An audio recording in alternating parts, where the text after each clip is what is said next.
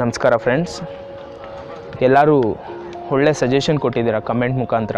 ನಾನು ಪಾಸಿಟಿವ್ ಆಗಿ ತಗೊಂಡು ಇವತ್ತು ಬಂದು ನಿಮ್ಮ ಮುಂದೆಗಡೆ ಇನ್ನೊಂದು ವೀಡಿಯೋ ಮುಖಾಂತರ ನಿಂತಿದ್ದೀನಿ.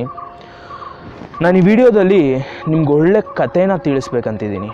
ಅದು ಕೂಡ ನಿಮ್ಮ ಜೀವನಕ್ಕೆ ಇನ್ಸ್ಪಿರೇಷನಲ್ ಆಗಿ ಇದ್ದೇ ಇರುತ್ತೆ ಅಂದ್ಕೊತೀನಿ.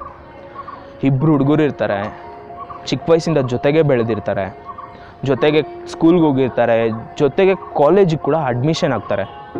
ಅಡ್ಮಿಷನ್ ಆಗಿದ್ದ 3ನೇ ದಿವಸನೇ ಒಬ್ಬ ಹುಡುಗನಿಗೆ ಕಾಲ್ ಬರುತ್ತೆ.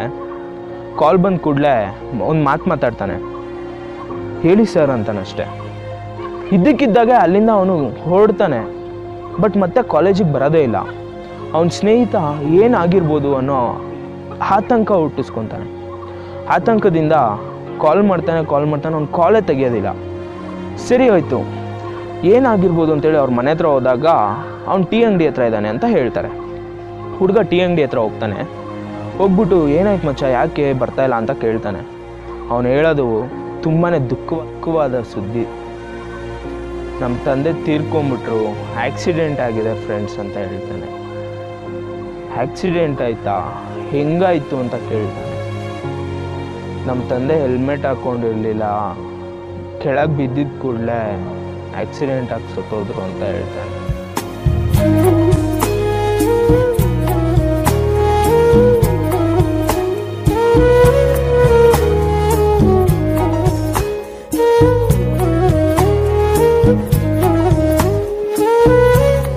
ಓಕೆ, ಕಾಲೇಜಿಗೆ ಯಾಕೆ ಬರ್ತಿಲ್ಲ? ಆರ್ಥಿಕ ಪರಿಸ್ಥಿತಿ ಸರಿ ಇರಲಿಲ್ಲ ಅವ್ರ ಮನೇಲಿ. ಅದರಿಂದ ಅವ್ರ ತಂದೆದು ಟೀ ಅಂಗಡಿನ ಅದೇ ಹುಡುಗ ನಡೆಸ್ಕೊಂಡು ಹೋಗ್ತಿರ್ತಾನೆ ಫ್ರೆಂಡ್ಸ್. ಟೀ ಅಂಗಡಿಯಲ್ಲಿ ದಿನ ವ್ಯಾಪಾರ ಮಾಡಿಕೊಂಡು ಜೀವನ ಸಾಗಿಸ್ತಿರ್ತಾನೆ. ಸ್ನೇಹನ ಬಿಟ್ಕೊಳ್ಳೋಕೆ ಆಗದೆ ಅವನ ಸ್ನೇಹಿತ ದಿನ ಕಾಲೇಜ್ ಮುಗಿದ ಕೂಡಲೇ ಅವ್ರು ಟೀ ಅಂಗಡಿ ಹತ್ರ ಹೋಗಿ ಕಾಯುತ್ತಾ ಅವನ ಜೊತೆ ಮಾತಾಡ್ತಾ ಕಾಲ ಕಳೀತಿರ್ತಾನೆ. ಹೀಗೆ ಒಂದು ದಿವಸ ಇವ್ರ ತಂದೆ ಸ್ನೇಹಿತರು ಎಲ್ಲರೂ ನೋಡ್ಬಿಟ್ಟು, ಏನಪ್ಪ ನಿನ್ನ ಮಗ ಯಾವಾಗ ನೋಡಿದ್ರು ಟೀ ಅಂಗಡಿ ಹತ್ರ ಇರ್ತಾನೆ, ಕಾಲೇಜಿಗೆ ಹೋಗ್ತಾನ ಇಲ್ವಾ ಅಂತ ಕೇಳ್ತಾರೆ. ಆಗಿದ್ದ ಕೂಡಲೇ ಅವ್ರ ತಂದೆ ಮನೆಗೆ ಹೋಗ್ತಾರೆ. ಮನೆಗೆ ಹೋಗ್ಬಿಟ್ಟು ಕೋಪದಿಂದ ಇನ್ನೊಂದು ಸಲ ನಾನು ಅವನ ಜೊತೆ ನಿಮ್ಮನ್ನು ನೋಡಲೇಬಾರ್ದು ಅಂತ ಹೇಳ್ತಾರೆ. ಸರಿ ಆಯಿತು ಅಂದ್ಬಿಟ್ಟು ಇವನು ಯೋಚನೆ ಮಾಡ್ತಾನೆ, ಹೇಗಿದ್ರು ಕಾಲೇಜಿಗೆ ಹೋಗ್ತೀನಿ, ಒಂದು ಸ್ವಲ್ಪ ಅವಾಯ್ಡ್ ಮಾಡೋಣ ಅಂದ್ಬಿಟ್ಟು ಅವಾಯ್ಡ್ ಮಾಡೋದಕ್ಕೆ ಸ್ಟಾರ್ಟ್ ಮಾಡ್ತಾನೆ. ಟೀ ಅಂಗಡಿ ಹತ್ರ ಹೋಗೋದಕ್ಕೆ ನಿಲ್ಲಿಸೇ ಬಿಡ್ತಾನೆ. ನಿಲ್ಲಿಸಿದ್ದಾದಮೇಲೆ ಹೀಗೆ ಒಂದು ಸ್ವಲ್ಪ ದಿವಸ ಕಳೆಯುತ್ತೆ. ಇವನಿಗೆ ಆತಂಕ ಶುರುವಾಗುತ್ತೆ, ಯಾಕೆ ಅವ್ನು ಬರ್ತಿಲ್ಲ ಟೀ ಅಂಗಡಿ ಹತ್ರ ಅಂತ. ಕಾಲೇಜ್ ಹತ್ರ ಹೋಗ್ತಾನೆ, ಸ್ನೇಹಿತನ ಮೀಟ್ ಮಾಡ್ತಾನೆ. ನೋಡ್ಬಿಟ್ಟು ಮಾತಾಡ್ತಾ ಹೇಳ್ತಾನೆ, ಅವ್ರ ಫ್ರೆಂಡ್ಸ್ನೆಲ್ಲ ಪರಿಚಯ ಮಾಡಿಕೊಡ್ತಾನೆ. ನೋಡು, ಇವರು ಈ ಥರ ದೊಡ್ಡ ವ್ಯಕ್ತಿ ಮಗ ನೋಡು ಮಚ್ಚ, ನಾವೇ ಎಲ್ಲರೂ ಫ್ರೆಂಡ್ಸು, ಕ್ಲಾಸ್ಮೇಟ್ಸು ಅಂತ ಹೇಳ್ತಾನೆ. ಎಲ್ಲ ನೋಡ್ತಾರೆ, ಮಾತಾಡಿಸ್ತಾರೆ, ಖುಷಿಯಾಗಿರ್ತಾನೆ. ಮಚ್ಚ ನಾನು ಇವಾಗ ಹೊರಗೆ ಹೋಗ್ತಿದ್ದೀನಿ, ಆಮೇಲೆ ಸಿಗ್ತೀನಿ ನಿಂಗೆ ಅಂತ ಹೇಳ್ತಾನೆ. ಹೆಲ್ಮೆಟ್ ಹಾಕ್ಕೊಂಡು ಹೋಗೋ ಅಂತ ಹೇಳ್ತಾನೆ ಇವನು. ಅವನು ಅವಾಗ ಮಚ್ಚ ನಾವು ಹೆಲ್ಮೆಟೆಲ್ಲ ಹಾಕ್ಕೊಳ್ಳಲ್ಲ, ಇವ್ರಪ್ಪ ಯಾರು ಗೊತ್ತಾ, ಅವ್ನು ಫೋನ್ ಕಾಲ್ ಹಾಕಿದ್ರೆ ಸಾಕು ಪೊಲೀಸವ್ರು ಬಿಟ್ಟು ಕಳಿಸ್ತಾರೆ ಅಂತಾನೆ. ಅವನು ಬ್ರೋ ನೀವು ಅದೆಲ್ಲ ತಲೆ ಕೆಡ್ಸ್ಕೊಂಬಿಡಿ ಅಂತ ಅವ್ನ ಸ್ನೇಹಿತ ಇವನಿಗೆ ಹೇಳ್ತಾನೆ. ಓಕೆ ಸರಿ ಬ್ರೋ, ಹುಷಾರಾಗಿ ಹೋಗ್ಬಾರೋ ಅಂತ ಹೇಳ್ಬಿಟ್ಟು ಕಳಿಸ್ಬಿಡ್ತಾನೆ. ಅವನು ಹೊರಡ್ತಾನೆ. ಆಮೇಲೆ ಇವನು ಯೋಚನೆ ಮಾಡ್ತಾ ಮನೆಗೆ ಹೋಗ್ತಾನೆ. ಸದ್ಯ ನನ್ನ ಫ್ರೆಂಡ್ ಖುಷಿಯಾಗಿದ್ದಾನಲ್ಲ ಅಂತ ತುಂಬಾ ಖುಷಿ ಪಡ್ತಾನೆ. ಸರಿ, ಒಂದು 2 ತಿಂಗಳು ಆಗುತ್ತೆ, ಅವ್ನು ಟೀ ಅಂಗಡಿ ಹತ್ರ ಬರೋದಿಲ್ಲ.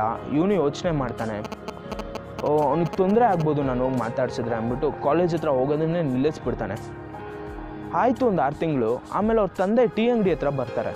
ಬಂದ್ಬಿಟ್ಟು ಏನಪ್ಪ ಚೆನ್ನಾಗಿದೆಯಾ ಅಂತಾರೆ. ಇವನು ಅಂಕಲ್ ನಾನು ಚೆನ್ನಾಗಿದ್ದೀನಿ, ಅವನೇನು ಮಾಡ್ತಿದ್ದಾನೆ ಅಂಕಲ್, ಹೆಂಗಿದ್ದಾನೀಗ ಅಂತ ಕೇಳ್ತಾನೆ. ಅವರಪ್ಪ ಅವ್ನು ಮಾತಾರೆ, 2 ತಿಂಗಳಿಂದ ಅವನು ಆಕ್ಸಿಡೆಂಟಲ್ಲಿ ತೀರ್ಕೊಂಬಿಟ್ಟೆ ಅಪ್ಪ ಅಂತ ಹೇಳ್ತಾರೆ.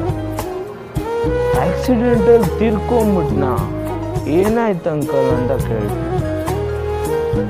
ಹೆಲ್ಮೆಟ್ ಹಾಕಿರಲಿಲ್ಲ, ಹೀಗೆ ತುಂಬ ವೇಗವಾಗಿ ಹೋಗ್ತಾ ತಲೆಗೆ ಪೆಟ್ಟು ಬಿದ್ದು ತೀರ್ಕೊಂಬಿಟ್ಟ ಅಂತ ಹೇಳ್ತಾರೆ. ನೋಡಿ ಫ್ರೆಂಡ್ಸ್, ಇದರಿಂದ ಒಂದೇ ಒಂದು ಸಂದೇಶ ಹೇಳ್ತೀನಿ ನಾನು. ಅವ್ನ ಫ್ರೆಂಡ್ ಧನ್ವಂತ ಆಗಿದ್ದ, ಅವರಪ್ಪ ಶ್ರೀಮಂತರಾಗಿದ್ದರು. ಅವ್ರು ಸವಾಸ ಮಾಡುವಂಥ ಮನೇಲಿ ರೆಫರ್ ಮಾಡಿದ್ರು. ಅವ್ರು ಸವಾಸ ಮಾಡ್ದ ಸರಿ ಅವನು, ಆದರೆ ಅವ್ನ ಫ್ರೆಂಡ್ ಏನು ಯೋಚನೆ ಮಾಡ್ದ, ಅವನ ಹತ್ರ ಇದ್ದಿದ್ದ ದುಡ್ಡು, ಅವನ ಹತ್ರ ಇದ್ದಿದ್ದಂಥ ಇನ್ಫ್ಲೂಯೆನ್ಸ್ನೆಲ್ಲ ಯೂಸ್ ಮಾಡಿ ಇವನು ಎಂಜಾಯ್ಮೆಂಟ್ ಮಾತ್ರ ನೋಡ್ದ. ಇವನು ಸೇಫ್ಟಿ ನೋಡಿಲ್ಲ. ಹೆಲ್ಮೆಟ್ ಹಾಕ್ಸಿದ್ದಿದ್ರೆ ಅವ್ನು ಬದುಕೊಂತಿದ್ದ ಫ್ರೆಂಡ್ಸ್. ಅವನು ಹೆಲ್ಮೆಟ್ ಹಾಕ್ಕೊಂಡಿರಲಿಲ್ಲ, ಆಕ್ಸಿಡೆಂಟ್ ಆಗಿ ತೀರ್ಕೊಂಡ. ಇದರಿಂದ ನಾನು ಹೇಳೋದು ಒಂದೇ ಒಂದು ಸಂದೇಶ ಏನಂದರೆ, ಇಂಥವ್ರ ಜೊತೆ ಸೇರಬೇಡಿ ಅಂತ ಹೇಳ್ತಾರಲ್ಲ ಮನೇಲಿ, ಅದು ತಪ್ಪು. ಯಾತಕ್ಕೋಸ್ಕರ ಹೇಳ್ತೀನಿ ನೋಡಿ. ಆ ಹುಡುಗ ಟೀ ಅಂಗಡಿಯಲ್ಲಿ ಕೆಲಸ ಮಾಡ್ತಿದ್ರು ಇವನ ಜೀವನದ ಬಗ್ಗೆ ಯೋಚನೆ ಮಾಡ್ದ. ಯಾಕೆ ಮಚ್ಚ ಹೆಲ್ಮೆಟ್ ಹಾಕ್ಕೊಂಡಿಲ್ಲ ಅಂದ. ಯಾತಕ್ಕೋಸ್ಕರ ಹೇಳಿ, ಅವ್ರ ತಂದೆನೂ ಅದೇ ಕಾರಣದಿಂದನೇ ತೀರ್ಕೊಂಡಿರ್ತಾರೆ ಫ್ರೆಂಡ್ಸ್. ಈಗ ಅವನು ಅವ್ರ ಅಪ್ಪನ್ನೂ ಕಳ್ಕೊಂಡ, ಅವ್ರ ಸ್ನೇಹಿತನೂ ಕಳ್ಕೊಂಡ. ಆದರೆ ಇವ್ರ ತಂದೆ ಇವನ ಜೊತೆ ಬೆಳೆಯೋದಕ್ಕೆ ಬಿಟ್ಟಿದ್ದಿದ್ದರೆ ಅವನನ್ನಾದರೂ ಉಳಿಸ್ಕೊತಿದ್ದ ಫ್ರೆಂಡ್. ಅವ್ರ ಮರ್ಯಾದೆ ಕಡಿಮೆ ಆಗುತ್ತೆ ಅಂತ ಹೇಳಿ ಅವಾಯ್ಡ್ ಮಾಡಿದ್ರು. ತಪ್ಪು ಫ್ರೆಂಡ್ಸ್. ಎಷ್ಟಾಗುತ್ತೋ ಅಷ್ಟು ನಿಮ್ಮದು ನಿಮ್ಮವರು ಅಂತ ಬದುಕಿ. ಆ ಹುಡುಗ ತುಂಬ ಕೀಳ್ಮಟ್ಟದವನಾಗಿದ್ದ, ಆದರೆ ಅವನಿಗೆ ಜೀವನದ ಬಗ್ಗೆ ಅರಿವಿತ್ತು. ತೋರಿಸಿ ನಿಮ್ಮ ಮನೆಯವ್ರಿಗೆಲ್ಲರಿಗೂ ಈ ವಿಡಿಯೋನ ಕೇಳಿ. ಇಂಥವ್ರು ಸವಾಸ ಮಾಡಬೇಡಿ ಅಂತಿರಲ್ಲ, ಅವರಿಂದ ನಾನು ಇಂಥ ಒಳ್ಳೆ ಗುಣಗಳನ್ನ ಕಲ್ತ್ಕೊತೀನಿ, ಅವರಲ್ಲೂ ಇಂಥ ಒಳ್ಳೆ ಗುಣ ಇರುತ್ತೆ ಅನ್ನೋದನ್ನು ನಿಮ್ಮ ಪೇರೆಂಟ್ಸಿಗೆ ತೋರಿಸಿ. ಪೇರೆಂಟ್ಸ್ ಮಾತ್ರನೇ ಅಲ್ಲ, ನಿಮ್ಮ ಫ್ರೆಂಡ್ಸೇ ಹೇಳಿರ್ತಾರೆ ಅವನ ಜೊತೆ ಸೇರಬೇಡ, ಇವನ ಜೊತೆ ಸೇರಬೇಡ ಅಂತ. ಅಂಥವ್ರಿಗೂ ಈ ವಿಡಿಯೋನ ತೋರಿಸಿ. ತುಂಬಾ ಒಳ್ಳೆ ಸ್ನೇಹ ಇಟ್ಕೊಂಡಿರ್ತಾರೆ ಫ್ರೆಂಡ್ಸ್ ಅವ್ರು ನಿಮ್ಮ ಮೇಲೆ. ದಯವಿಟ್ಟು ಅದನ್ನು ಕಳ್ಕೊಳ್ಳೋಕೆ ಹೋಗ್ಬೇಡಿ. ತಪ್ಪದೆ ಈ ವಿಡಿಯೋನ ಶೇರ್ ಮಾಡಿ. ನಿಮ್ಗೇನು ಅನಿಸುತ್ತೋ ಅದನ್ನು ಕಮೆಂಟ್ ಮಾಡಿ, ಸಜೆಷನ್ಸ್ ಕೊಡಿ. ಮತ್ತಿನ್ನಷ್ಟು ವೀಡಿಯೋಗಳ ನಿಮ್ಮ ಮುಂದೆ ಒಂದು ನಿಂತ್ಕೊತೀನಿ. ಸಬ್ಸ್ಕ್ರೈಬ್ ಆಗಿ ಈ ಕೂಡಲೇ ಬೆಲ್ಲೈಕಾನ್ನ ತಗೊಳ್ಳಿ. ಮುಂದಿನ ಒಳ್ಳೆ ವೀಡಿಯೋಗಳ ನೋಟಿಫಿಕೇಷನ್ ನಿಮಗೆ ಬಂದು ತಲುಪುತ್ತೆ. ಧನ್ಯವಾದಗಳು.